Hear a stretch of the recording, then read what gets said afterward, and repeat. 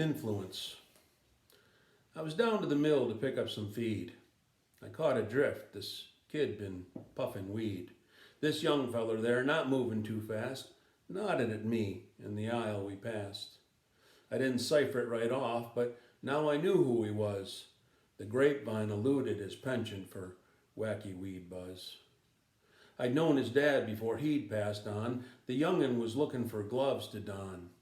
His boots was lacers, neither one tied. He picked these thick-lined mitts that he had tried.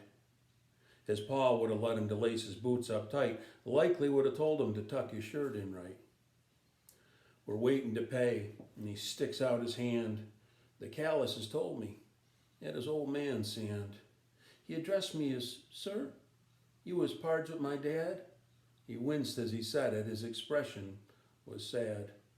For many years, his pa and I was thick as kin. "Why, I thought that was you. You've grown some. How long's it been?" Not counting Dad's funeral, the homecoming game 6 years ago. Before that, in winter, my junior year, you gave us a tow. His father pulled away some after my divorce. My ex was good pals with his mother. I understood, yet both his pa and I knew either would have the back of the other. We'd run into each other once in a while after that and catch up on daily life. He'd always invite me to stop by any time and try to reclaim good graces with the wife. We both knew that wouldn't work, but there was always interest and goodwill. Oddly enough, the last time I saw him breathing was right there at that mill. "That's a nice hat, is it new?" "No, actually had it quite a while. Dad had one with the same crown." He chuckled with a smile. "I don't wear mine much. It gets in the way. I'm shoeing for a living. Ma stressed I wear one the other day. Took family pictures at Thanksgiving. Always makes me think of him. I got all his old one.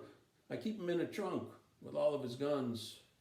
Maybe you ought to start wearing your old man's brim. He'd be honored, and as a reminder to him. Surely he is a personable sort, no doubt an inherited trait. I was darn tempted to lecture about the weed and put his butt straight. It struck me. It wasn't my place to pass judgment on this young son. He'd been through more than most, and sure enough, not fun. Dreams shattered. No school, no sports. Now a hard-working buck. Losing his healer, his hero, his dad, was real tough luck.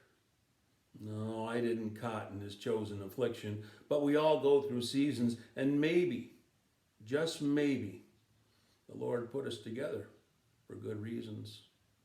I asked him to breakfast. We did us some talking, spoke of times with his dad and the path he was walking. Politely, he tried to pick up the check, for I reminded him 'twas my invitation. Said he enjoyed the chuck and catching up. We agreed. Next week, same time and station. Been 10 weeks for breakfast. We both enjoyed the chat. This morning, I noticed he's wearing his old man's hat.